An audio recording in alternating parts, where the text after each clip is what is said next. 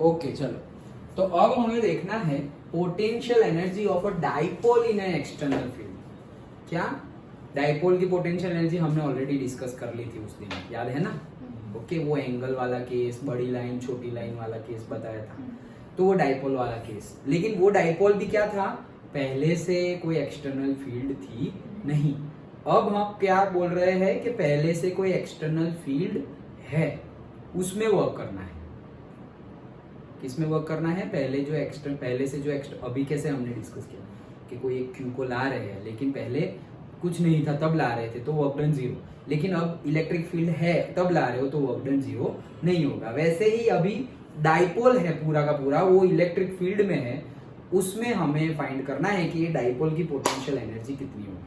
अगर डाइपोल को हम मूव कर रहे हैं, मतलब वर्क डन करना पड़ेगा, मूव करना हो तो वर्क डन करोगे वही उसकी पोटेंशियल एनर्जी हो जाएगी। डन? ओके चलो, तो गिवन फिगर है, हम भी यही यूज करेगा। हाँ चलो यही यूज करते हैं कि सपोज ये हमारी इलेक्ट्रिक फील्ड है, this is our electric field की डायरेक्शन ऐसे है। ओके, एंड हम कोई डाइपोल ले लेते हैं जस्ट लाइक दिस। कैसे? ऐसे एक हमने डाइपोल ले लिया। डन? तो डाइपोल ले लिया, तो डाइपोल क्या होता है? Plus q and minus Q. Okay, suppose ये है हमारा प्लस क्यू और सपोज ये है हमारा माइनस क्यू। डन? और डाइपोल की डायरेक्शन क्या होती थी? Negative to positive. तो ये हमारी है डाइपोल की डायरेक्शन। डाइपोल की डायरेक्शन ये है। डाइपोल इलेक्ट्रिक फील्ड के साथ सपोज थीटा एंगल बना है। कितना? थीटा। कौन? डाइपोल इलेक्ट्रिक फील्ड की डायरेक्शन कौन सी है? ये वाली। ओके, उसके साथ डाइपोल की एंगल कितना है? थीटा। डन? अच्छा, अब यहां पर हमें कोई भी तरह का मूवमेंट करना होगा। क्या करना होगा? मूवमेंट करना होगा। तो कैसे करेंगे? देखो, हमने देखा था लास्ट चैप्टर में भी देखा था, ओके, कि जहां पर डाइपोल होता है तो वहां पर टॉर्क लगता है। याद है? हमने लास्ट चैप्टर में देखा था घूमने का, एंटी क्लॉकवाइज क्लॉकवाइज। तो यहां पर भी देखो इलेक्ट्रिक फील्ड की डायरेक्शन ऐसी है। इलेक्ट्रिक फील्ड की डायरेक्शन ऐसी है और हमारा चार्ज ऐसा है। तो ऐसा समझो कि हमने देखा था कि जो हमारा पॉजिटिव चार्ज है वो इलेक्ट्रिक फील्ड की डायरेक्शन टुवर्ड्स में रोटेट करेगा। तो ये अगर ऐसे रोटेट किया तो ये ऊपर रोटेट करेगा, मतलब टोटल हमारा जो डाइपोल है वो ऐसे रोटेट करेगा, मतलब कि क्लॉकवाइज रोटेशन करेगा। जब भी इलेक्ट्रिक फील्ड होगी ऑटोमेटिकली इलेक्ट्रिक फील्ड की वजह से इस पे फोर्स लगेगा, मतलब टॉर्क लगेगा। फोर्स मतलब क्या? टॉर्क मतलब क्या? Force into distance, perpendicular distance. Okay, तो ये लगेगा और वो कौन सी डायरेक्शन में लगेगा? क्लॉकवाइज। क्यों क्लॉकवाइज? क्योंकि positive charge always go towards the field direction of the electric field. अगर हमारी इलेक्ट्रिक फील्ड की डायरेक्शन ऐसी होती तो वो ऐसे मूव करता, ये इसकी तरफ होती। डन? ओके चलो, सो ये ऐसे मूव कर रहा है। अब हमें अगर इसको ऑपोजिट डायरेक्शन में वर्क करवाना हो, मतलब ऑपोजिट डायरेक्शन में मूव करवाना हो, ओके, ये टॉर्क होता है। तो टॉर्क कितना होता है? याद करो, हमने देखा था टॉर्क। ये पहले तो ये टॉर्क जो लगेगा, ये टॉर्क की वैल्यू क्या थी? याद करो, P क्रॉस E। ओके, तो क्या था? PE साइन थीटा था। लास्ट चैप्टर याद आया? लास्ट चैप्टर में हमने ये डिस्कस किया था कि टॉर्क P क्रॉस E जितना होता और वो कितना होता? PE sine theta. ये हमने देखा था। तो ये तो टॉर्क इस डायरेक्शन में जो लग रहा है क्लॉकवाइज डायरेक्शन में, उसकी बात है। अभी हमें इसको ऑपोजिट डायरेक्शन में घुमाना है, तभी तो पता चलेगा कितना वर्क डन करना है। ओके, तो अगर ऑपोजिट डायरेक्शन में घुमाना हो तो अगर सिंपल है, जैसे ग्रेविटी नीचे लग रही है mg जितनी, और अगर वो mg जितना लग रहा है फोर्स, m/g फोर्स लग रहा है, तो उसको हमें नीचे नहीं जाने देना। कोई ऑब्जेक्ट को हमें नीचे नहीं जाने देना। नीचे से फोर्स लग रहा है कितना? mg जितना। अगर उसको हमें नीचे नहीं जाने देना तो हमें क्या करना पड़ेगा? mg जितना ही फोर्स ऊपर लगाना पड़ेगा। ये जितना फोर्स ऊपर लगा रहा हूं इतना ही फोर्स नीचे लग रहा है, तो वो नीचे जा रहा नहीं। सिंपल। और अगर मुझे ऊपर ले जाना हो तो मुझे mg से थोड़ा फोर्स ज्यादा लगाना पड़ेगा। डन?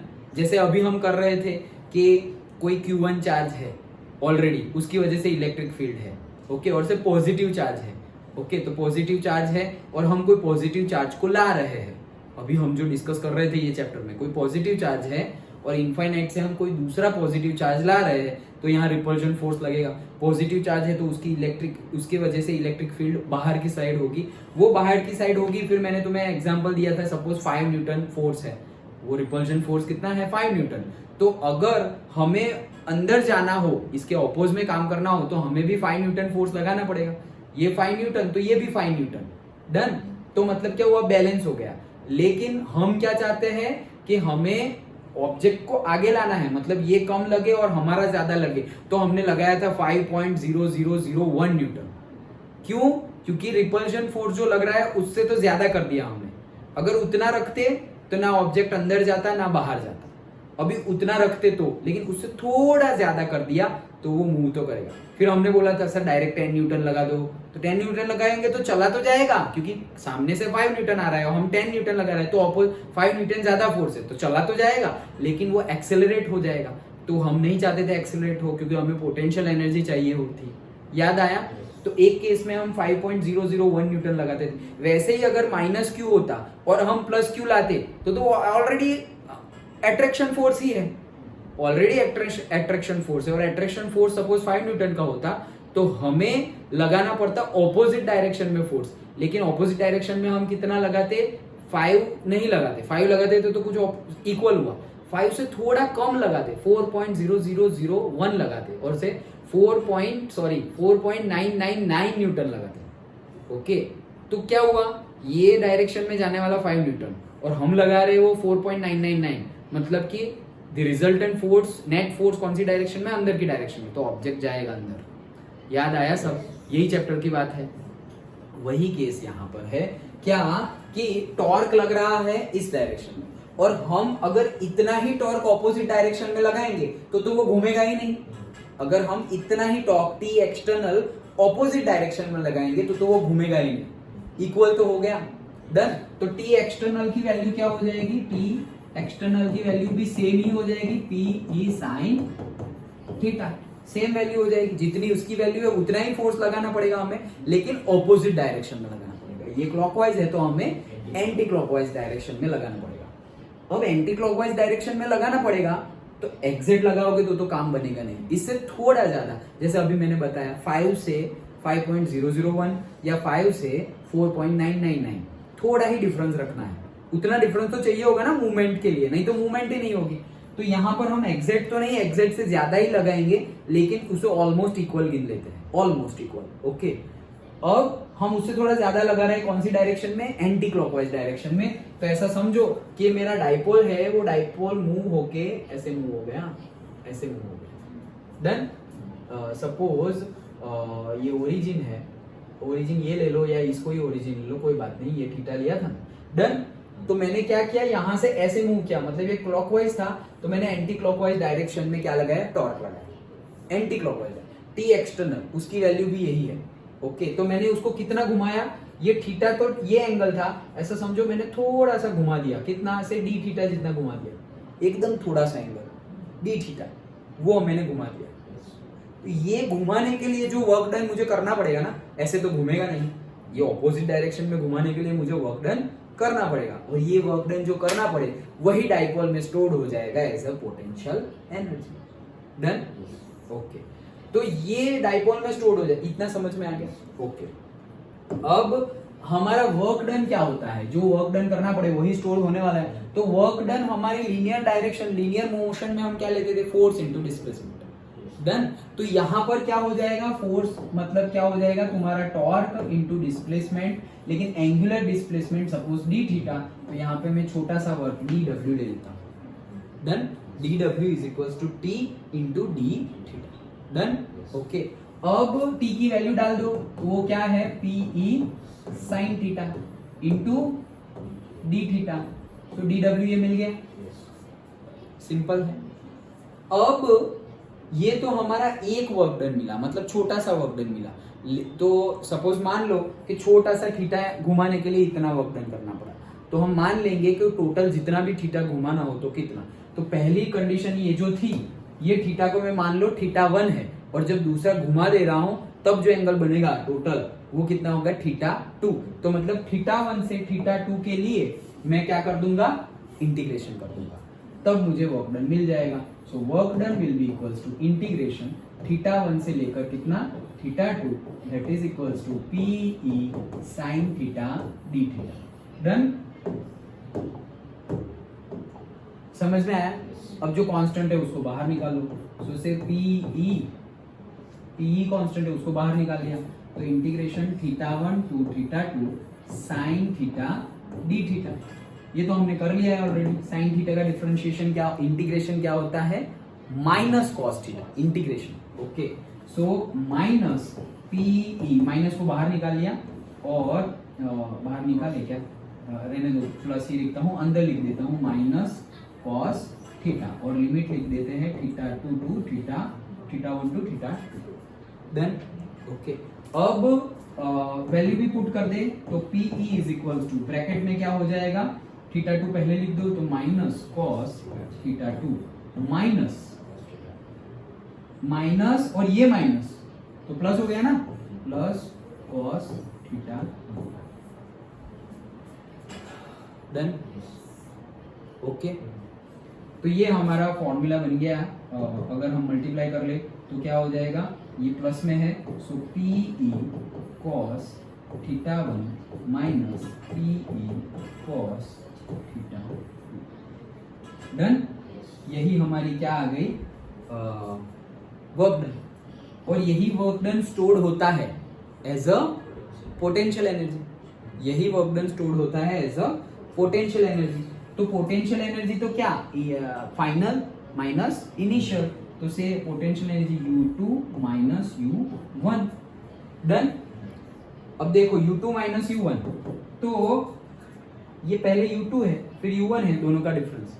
तो यहां पर भी हमें ऐसा करना हो, पहले U2 है फिर U1 है, दोनों का डिफरेंस।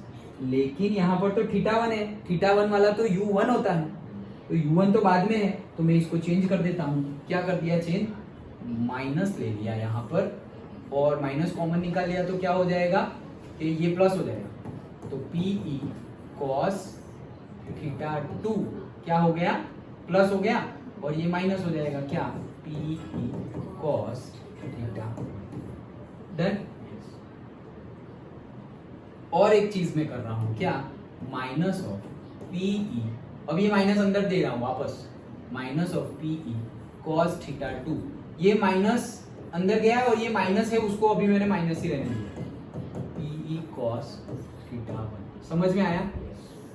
क्या किया, पहले तो इसको आगे लाया, ऐसे तो आगे ला नहीं सकते, साइन चेंज हो जाएगी। ओके, तो अगर पीई कॉस थीटा पहले लिखा, वो भी माइनस का प्लस किया, और ये प्लस का माइनस किया, तो आगे माइनस लिखना पड़ेगा। ये माइनस अंदर जाएगा तो कॉस थीटा वाला, थीटा 2 वाला नेगेटिव है, तो थीटा 2 वाला नेगेटिव, और ये अंदर जाएगा माइनस माइनस प्लस, थीटा 1 वाला प्लस, तो थीटा 1 वाला प्लस। वही नीचे भी है, देखो इसको अंदर ले जाऊं तो ये माइनस हो जाएगा थीटा 2 वाला, पहले भी माइनस ही था थीटा 2 वाला, और ये माइनस माइनस प्लस हो जाता थीटा 1 वाला, तो ये भी माइनस माइनस प्लस हो जाएगा थीटा 1। ऐसा क्यों किया, मुझे इसके जैसे लाना है इसलिए। अब देखो ये U2 है, तो यहाँ पे थीटा 2 वाला है U2, माइनस है तो बीच में माइनस भी है, और U1 है तो ये U1 भी है। समझ में आ गया? तो मिल गया हमें क्या, पोटेंशियल एनर्जी। ये पोटेंशियल एनर्जी वर्क डन किया वही ऐसा स्टोर हो जाएगा पोटेंशियल एनर्जी में। उसका फॉर्मूला भी मिल गया, क्या है formula, minus p E cos theta. अब ऐसा समझ लो कि अगर मुझे अभी देखो यहां से तुम्हें देखने को मिला U2 क्या है, पोटेंशियल एनर्जी एट पोजीशन 2। जितना तुमने थीटा 2 से एंगल करवाया, थीटा 2 से मूवमेंट करवाया, वो मूवमेंट के लिए जो वर्क डन करना पड़ेगा, उसके बाद जो पोटेंशियल एनर्जी होगी वो, तो वो क्या है, minus p E cos theta. U1 क्या है, स्टार्टिंग वाली, तो माइनस पीई कॉस थीटा 1। तो अगर थीटा एंगल पे मुझे बोलनी हो तो पोटेंशियल एनर्जी एट 2 क्या थी, minus p E cos theta 2। Potential energy at 1 क्या थी, माइनस पीई कॉस थीटा 1। तो पोटेंशियल एनर्जी एट थीटा क्या होगी, minus p cos theta. Theta ही का तो चेंज है, यहाँ पे 2 पे थीटा 2 है, 1 पे थीटा 1 है, तो थीटा पे क्या होगी, थीटा। तो potential energy U will be U at theta, U at theta angle क्या हो जाएगा, माइनस पीई कॉस डन। समझ में आया?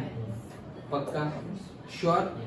तो ये हमारी हो गई potential energy eight theta angle. Done. देखो क्या किया, फिर से बता रहा हूं, पूरा ये खत्म हमारी।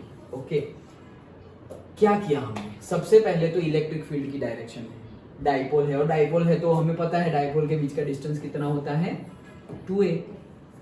Done. Minus q plus q, same charges होते हैं। Okay, negative sign, opposite sign, तो माइनस क्यू प्लस क्यू, यहाँ माइनस 2q होगा तो यहाँ पे प्लस 2q। ओके, अब वो डाइपोल इलेक्ट्रिक फील्ड के साथ कितना एंगल बना रहा है, थीटा। डन। ये हमने लिया है हमारा कंफ्यूटेशन। अब इलेक्ट्रिक फील्ड की वजह से डाइपोल मूवमेंट करेगी, उसमें टॉर्क आ जाएगा। ओके, वो टॉर्क कौन सी डायरेक्शन में आएगा वो हम चेक करेंगे कि भाई इलेक्ट्रिक फील्ड की डायरेक्शन में हमारा पॉजिटिव चार्जेस मूव करेगा, तो इलेक्ट्रिक फील्ड कौन सी डायरेक्शन, इस डायरेक्शन में है तो ऐसे मूव करेगा, इस डायरेक्शन में था तो ऐसे मूव करता, ऑब्वियसली। तो मतलब हमने देखा कि हमारा डाइपोल की मूवमेंट है क्लॉकवाइज। अगर हमें डाइपोल को एंटी क्लॉकवाइज घुमाना हो तो वर्क डन करना पड़ेगा, और वर्क डन करना पड़ा, वही वर्क डन स्टोर हो जाएगा एज अ पोटेंशियल एनर्जी। वही तो फाइंड करनी थी, वही तो टॉपिक है, potential energy of a dipole in an external field. तो अब हम वर्क करते हैं। ओके, तो अब हम थीटा एंगल से, छोटे से डी थीटा एंगल से जो ऑटोमेटिक टॉर्क लग रहा है उसके ऑपोजिट में टॉर्क लगाएंगे।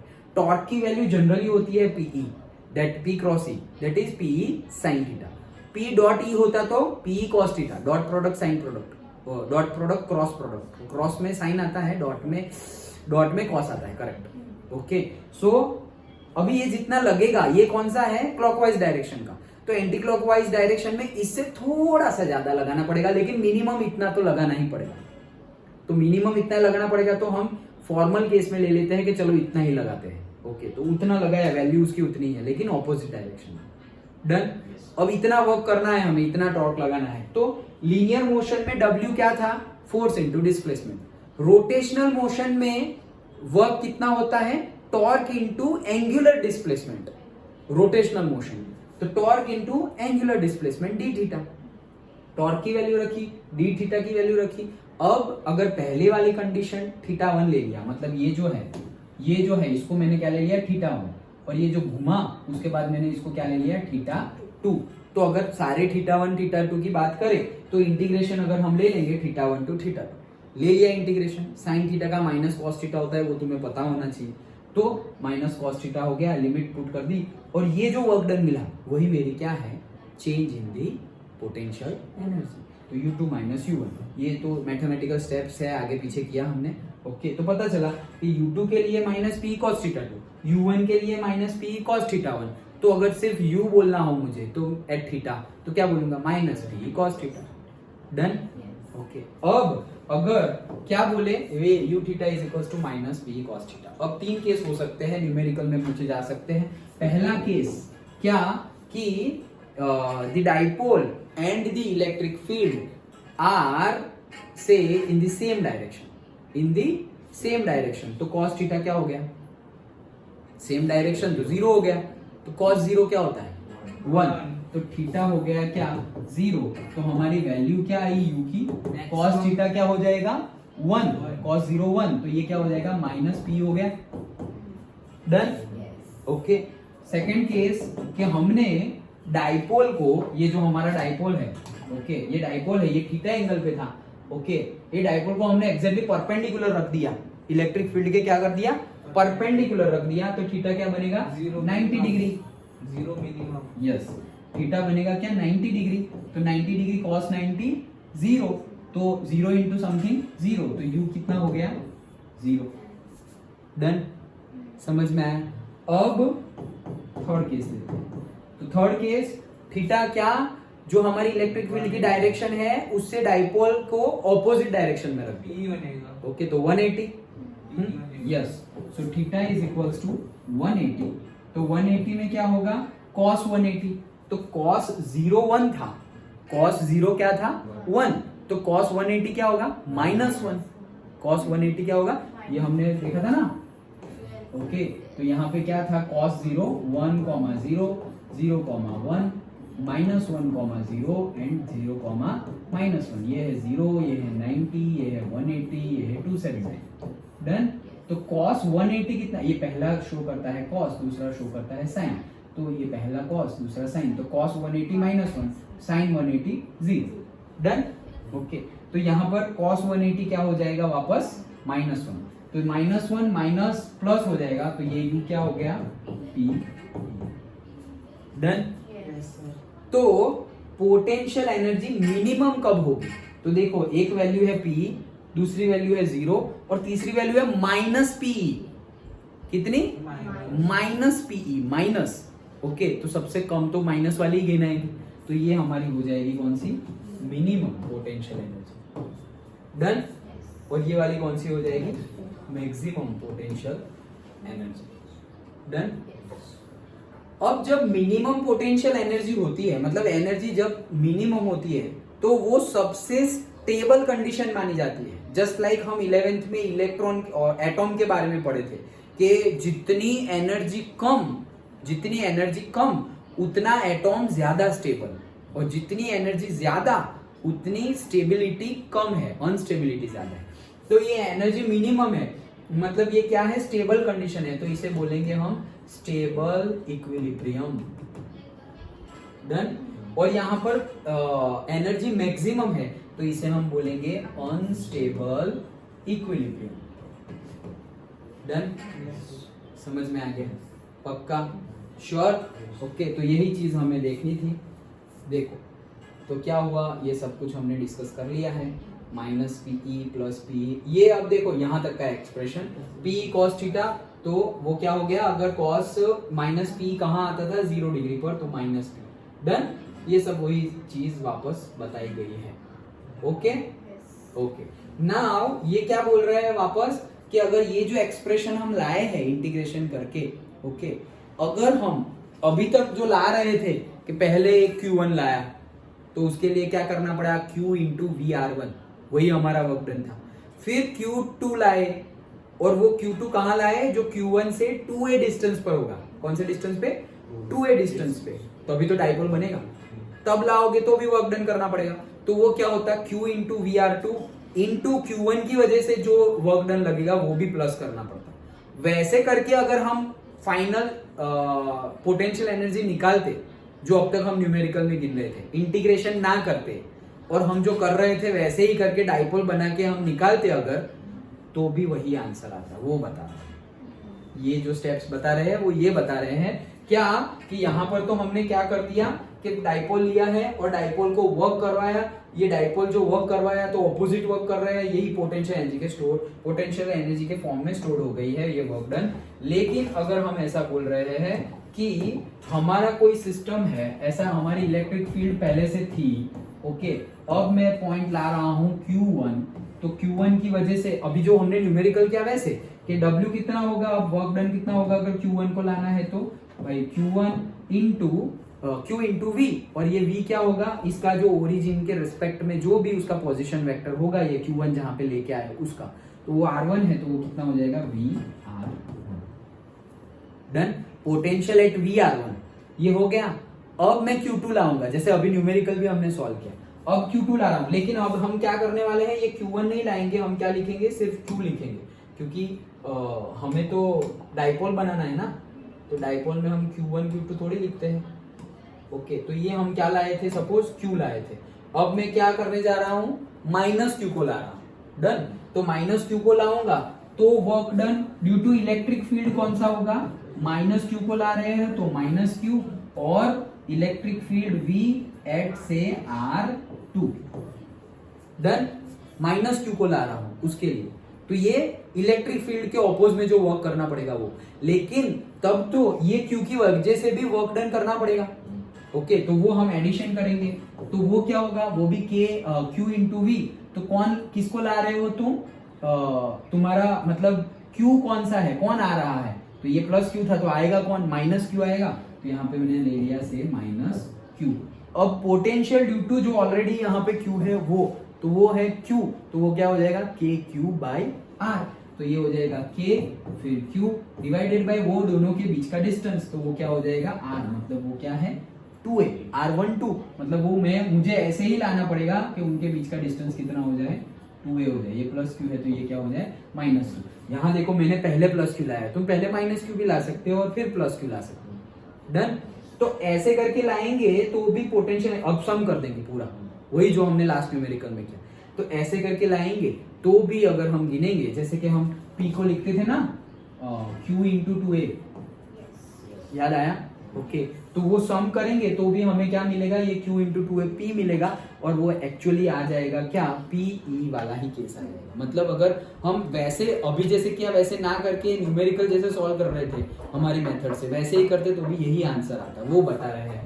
ओके तो देखो ये VR1 फिर VR2 और फिर वाला 2a वाला केस, और फिर अगर हम करते तो वही केस आ जाता है VR1 माइनस VR2। तो देखो VR1 माइनस VR2 कैसे निकाला, अभी हमने देखा था वैसे V is equal to what E into R1, जैसे अभी हमने न्यूमेरिकल में किया था। V कैसे मिलेगा, E जो हमें ऑलरेडी E की वैल्यू गिवन थी तो E इंटू डिस्टेंस किया था, तो यहाँ पर भी E इंटू डिस्टेंस क्या है 2a cos थीटा, वो जो फॉर्मूला होगा 2a, लेकिन साथ साथ में उसका एक कंपोनेंट होगा एंगल है ना यहाँ पर तो डाइपोल का, तो 2a cos theta. Done.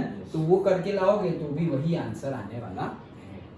Okay तो वो बता रहे हैं कि वैसे भी वही आंसर आएगा। देखो नाउ ये सब कुछ बताया है, we can understand why we took theta is equals to pi by 2। In this case the work done against the external field bringing plus q and minus q are equal and opposite and cancelled out. मतलब अगर 90 degree लोगे तो क्या हो जाएगा, value cancelled out हो जाएगा, तो इसीलिए तो कैंसल आउट हो गई, इसलिए तो क्या हो गया 0 हो गया।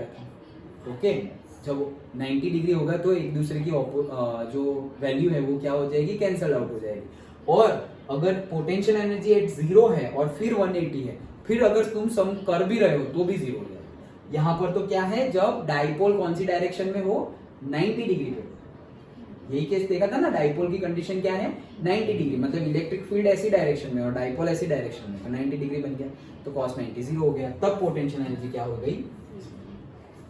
अंडरस्टूड, सिंपल था, डाइपोल वाला सिंपल था, समझ में आया क्या किया था। फिर से हमने एक बार रिवीजन कर दिया था। ओके जितना टॉर्क लग रहा है उतना ही टॉर्क ऑपोजिट डायरेक्शन में लगाया, ऑपोजिट डायरेक्शन में लगाया, वो उसके लिए जो वर्क करना पड़ेगा वही पोटेंशियल एनर्जी है। तो भाई लीनियर मोशन में होता है वर्क फोर्स इनटू डिस्प्लेसमेंट, यहाँ पे होता है टॉर्क इनटू एंगुलर डिस्प्लेसमेंट।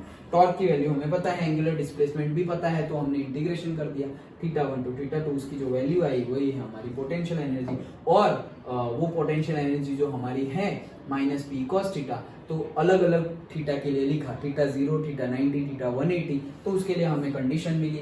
अब जो -P है वो सबसे कम वैल्यू है पोटेंशियल एनर्जी की, तो वो मिनिमम वैल्यू है, मिनिमम वैल्यू है, और उसको ही क्या बोलते हैं हम, स्टेबल इक्विलिब्रियम। क्योंकि एनर्जी कम है तो स्टेबल इक्विलिब्रियम, तुम्हारे अंदर एनर्जी कम है तो तुम ज्यादा उठ पटांग हरकतें नहीं करोगे, शांति से बैठे रहोगे, जो करना है करो, लाइक दैट। एनर्जी कम है इसलिए, एनर्जी ज्यादा होती तो बहुत ज्यादा हम चिल्लाते हैं, इधर उधर भाग, छोटे बच्चे कैसे भागते रहते हैं। ओके क्यों, क्योंकि उनमें एनर्जी बहुत ज्यादा है। फिर रात को देखो ऐसे करके किसी के कंधे पे भी सो जाएंगे, क्यों, एनर्जी सारी खत्म, खेलने में निकाल दी सारी एनर्जी। ओके तो वैसे ही तो यहाँ पर मैक्सिमम वैल्यू है, और मैक्सिमम वैल्यू है तो अनस्टेबल इक्विलिब्रियम है, और ये स्टेबल इक्विलिब्रियम। सिंपल, डन, पूरा केस समझ में आ गया।